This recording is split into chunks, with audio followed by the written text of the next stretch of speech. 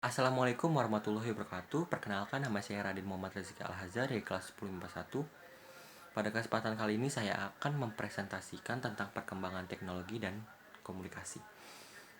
Namun sebelum itu saya akan menjelaskan apa itu perkembangan teknologi dan teknologi informasi. Perkembangan teknologi adalah proses berkembangnya teknologi dari yang teknologi sebelumnya. Pada perkembangan teknologi terdapat hal-hal baru yang diterapkan dalam teknologi tersebut. Sedangkan teknologi informasi adalah teknologi yang dibangun dengan basis utama teknologi komputer. Perkembangan teknologi komunikasi dianggap sebagai salah satu sebab utama munculnya revolusi informasi yang terjadi saat ini. Peradaban umat manusia saat ini telah memasuki satu masa baru masyarakat informasi. TIK adalah segala kegiatan yang terkait dengan pemrosesan, pengelolaan, dan penyampaian atau pemindahan informasi antar sarana atau media.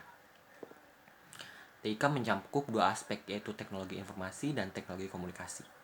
Istilah TIK muncul setelah adanya perpaduan antara teknologi komputer, baik perangkat keras maupun perangkat lunak, dengan teknologi komunikasi pada pertengahan abad ke-20. Perpaduan kedua teknologi tersebut berkembang pesat melampaui bidang teknologi lainnya. Hingga awal abad ke-21, TIK masih terus mengalami berbagai perubahan dan belum terlihat titik jenuhnya. Perkembangan ilmu pengetahuan dari masa ke masa dimungkiri telah menimbulkan adanya perubahan yang signifikan pada perkembangan teknologi informasi dan komunikasi. Hal ini dapat dilihat dari dua masa, yaitu pada awal masa sejarah dan pada era modern.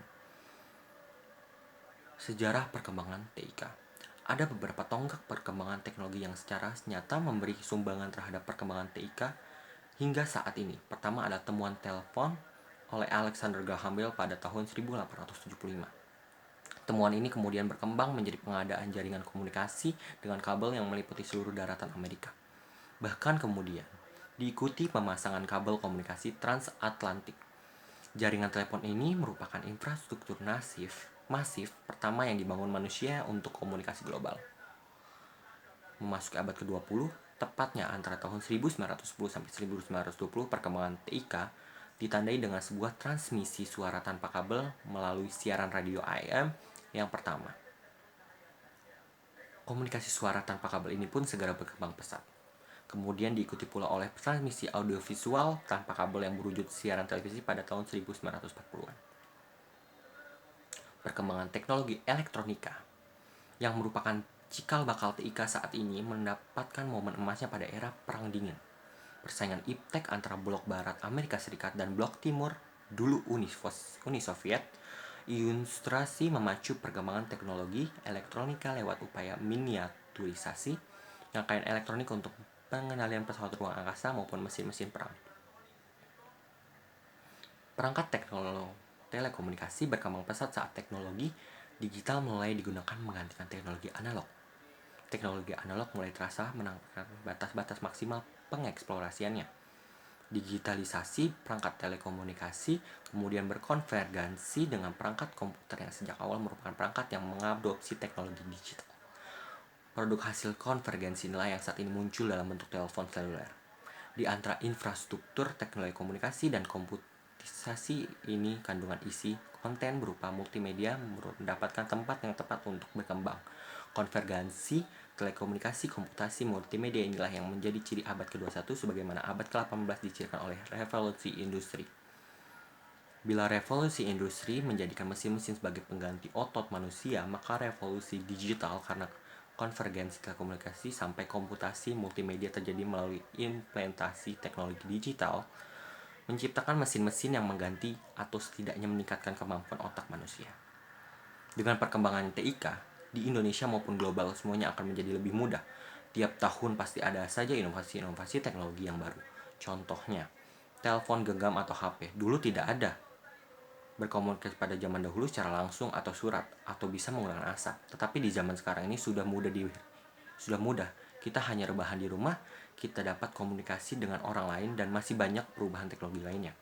Lalu sebelum adanya televisi atau HP, orang-orang ingin melihat berita dengan membaca koran, tetapi sekarang telah menjadi mudah. Kita hanya bisa menyalakan TV atau menggunakan handphone untuk mencari berita, walaupun berita itu berita di luar negeri. Dampak-dampak positif dan negatif perkembangan teknologi.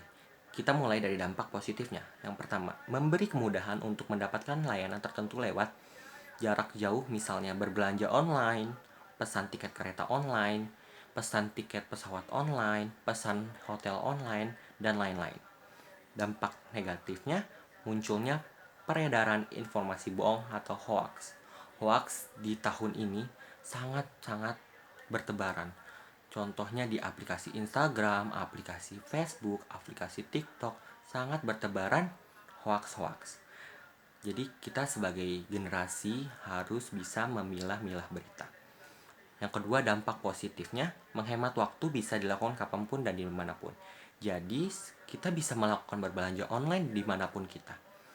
Dampak negatifnya, anak kehilangan kemampuan berbaur dengan masyarakat dan cenderung nyaman di kehidupan online. Contohnya adalah anak lebih cenderung senang dalam bermain online dibandingkan bermain langsung bertemu dengan temannya. Yang ketiga adalah dampak positifnya, kemudahan untuk mencari dan mendapat informasi lewat akses internet.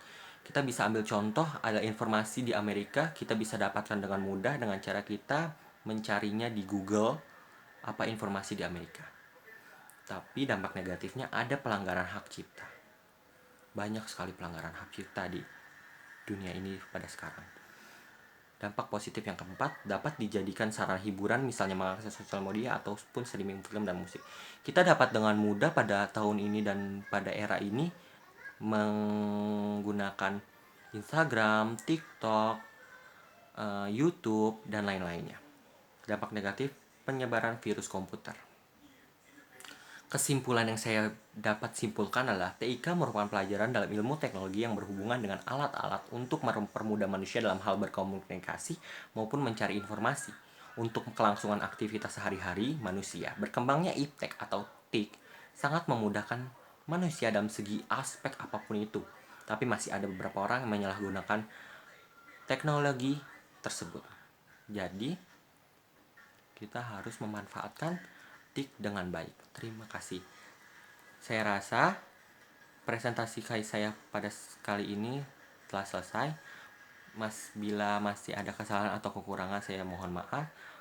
Wassalamualaikum warahmatullahi wabarakatuh. Terima kasih.